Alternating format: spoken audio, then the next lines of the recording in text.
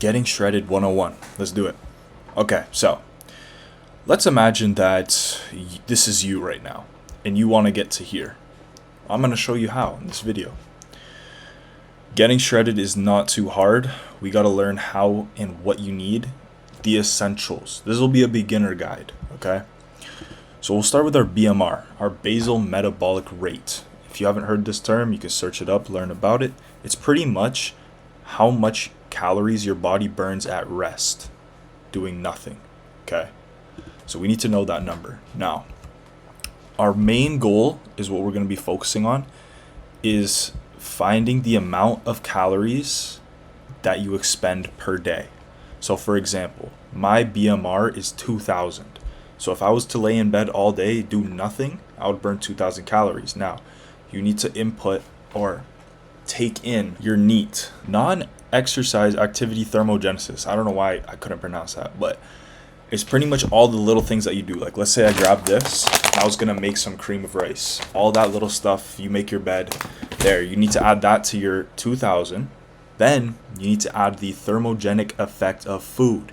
Whenever you eat food and your body has to break it down, you spend calories. And then obviously intense exercise, so lifting pretty much. So easy way to do that, you're just gonna search up BMR calc on like this. Here, yeah.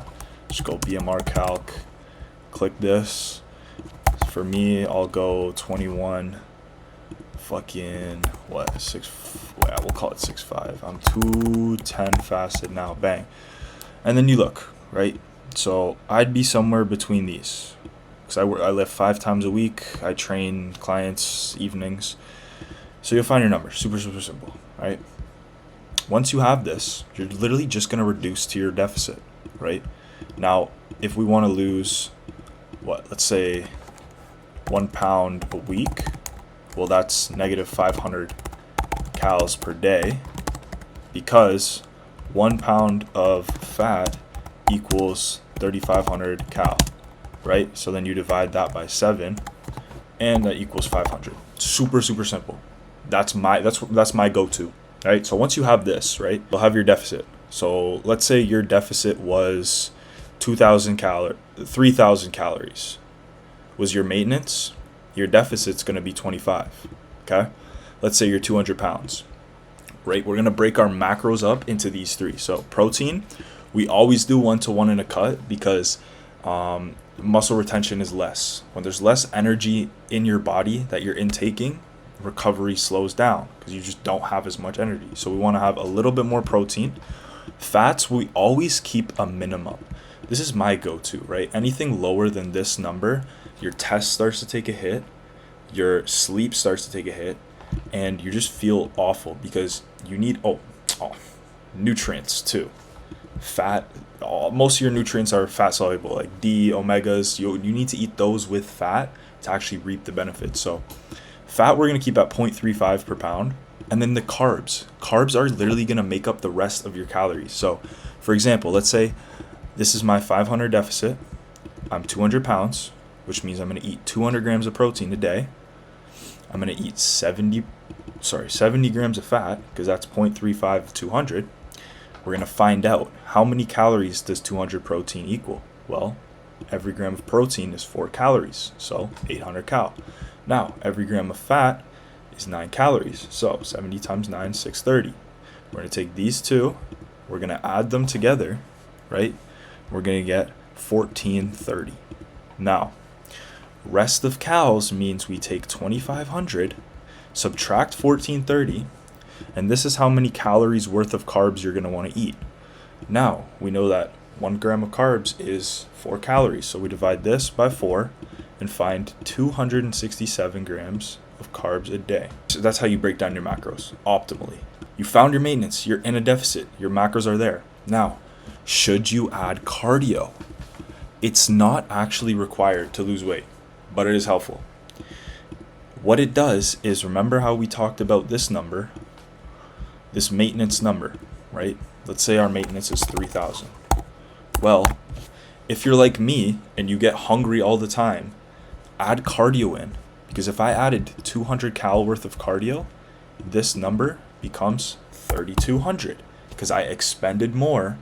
And then this number would become 2,700 because I expended more. I get to eat more while keeping that 500 gap a day. Does that make sense? Yes, it does. There's different zones, right?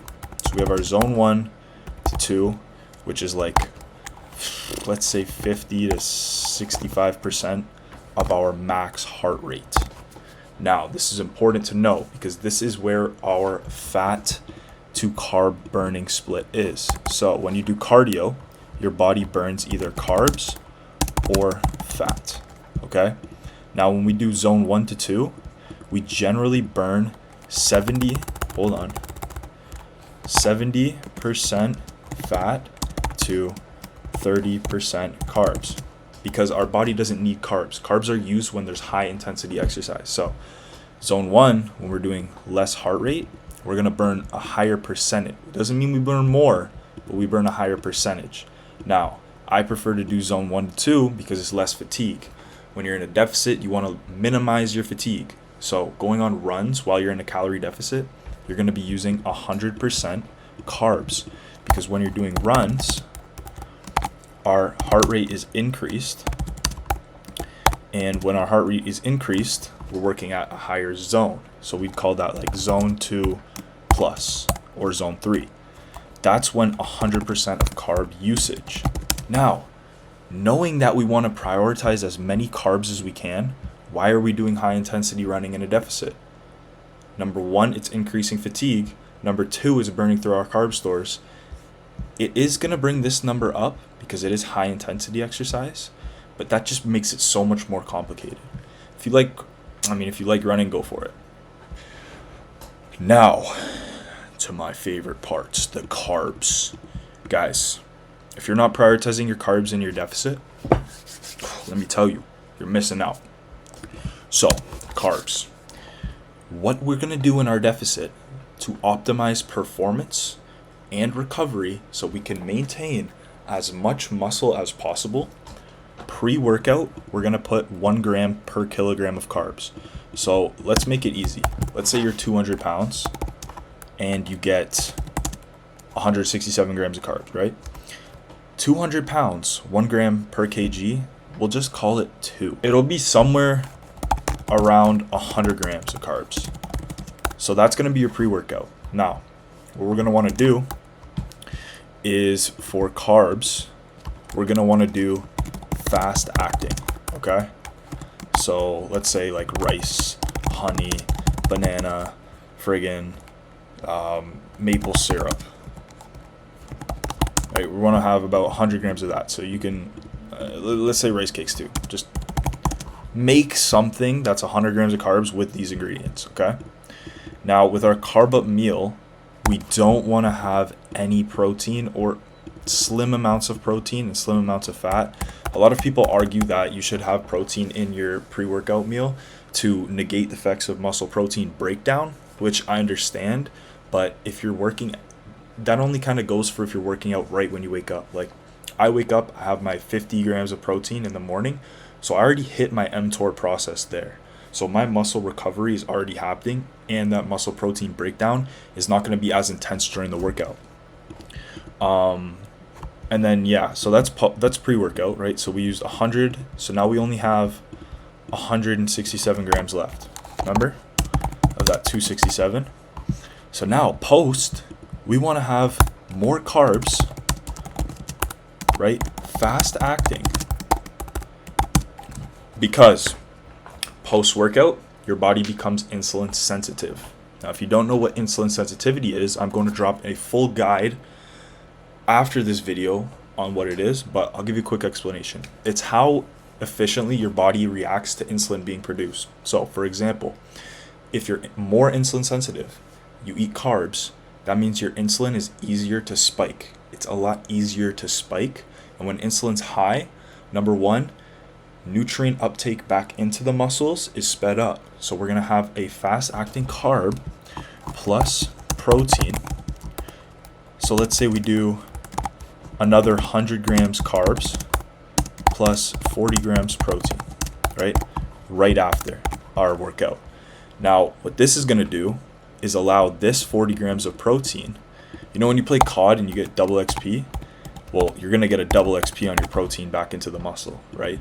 So why wouldn't you add these carbs? Now, a lot of people don't like the carb bloating. You're going to get bloated after this meal, but bloating in the moment during the day does not equal fat gain.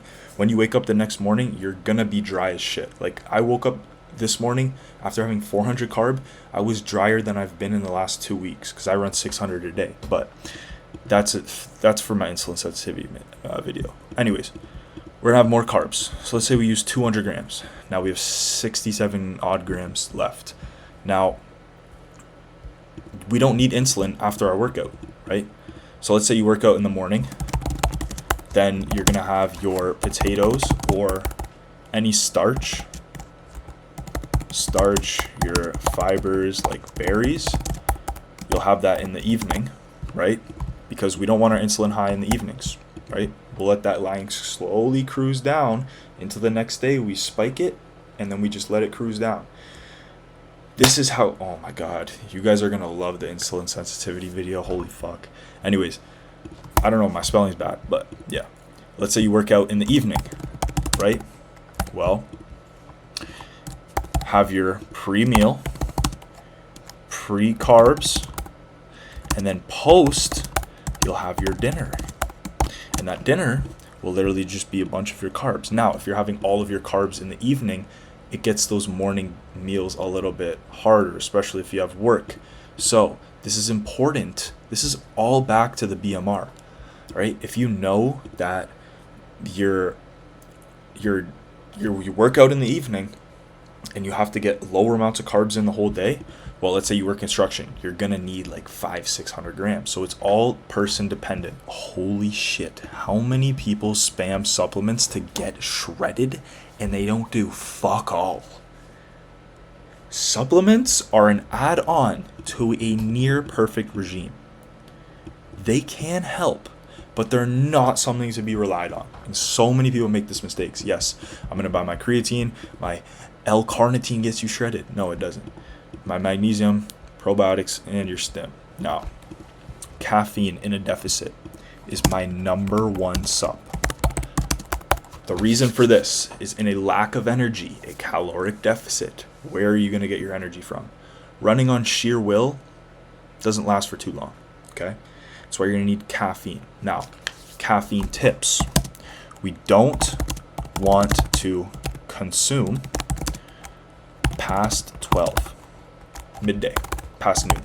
You know why? Because caffeine has a half-life of 5 to 9 hours. Now, that means that if you take a 400 milligram dose at 12 noon, at maybe 7 p.m., there'll still be 200 milligrams of caffeine in your system. Maybe you won't feel it, but it'll still be flowing around. So, when you go to sleep and you have caffeine in your system, let's say you have a monster before your workout at 5 p.m., sleep takes a hit without you knowing. You don't even know. You might not even feel it. You might fall asleep, but the quality of sleep will go down. So caffeine we want to take in our mornings. And then if you are taking evening workouts and you want to pump, bro, literally just take a pump formula. Like, this is what I used to do. I used to use Bucked Up. It was like a pumpocalypse. Fucking use code KEEL22, bro. I'm a brand ambassador, but fuck it. Use a pump formula in the evening.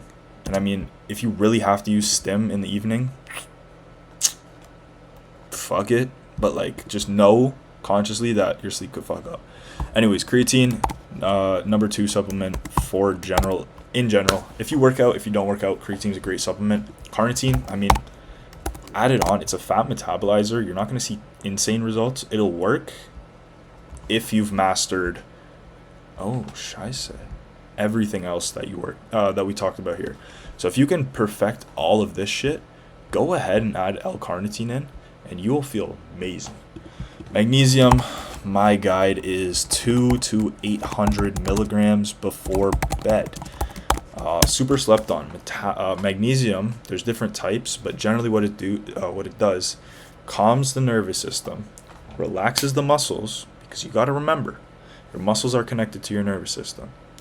And then slows your heart rate down, which is especially essential for bed, because I know a lot of y'all hearts be beating through their chest when you guys are doom scrolling before bed. So Have your magnesium. It'll help regulate your Na, so your sodium, and your K, your potassium, right? All electrolytes. Probiotics. This is probably one of my favorite supplements that's slept on. Probiotics on an empty stomach, okay?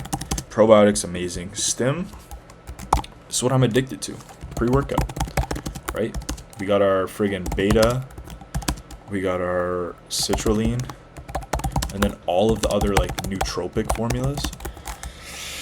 Crazy. Bucked Up makes some insane stuff. But in all, let's conclude this Shredded 101 with a little conclusion. So, number 1, find your maintenance calories, okay?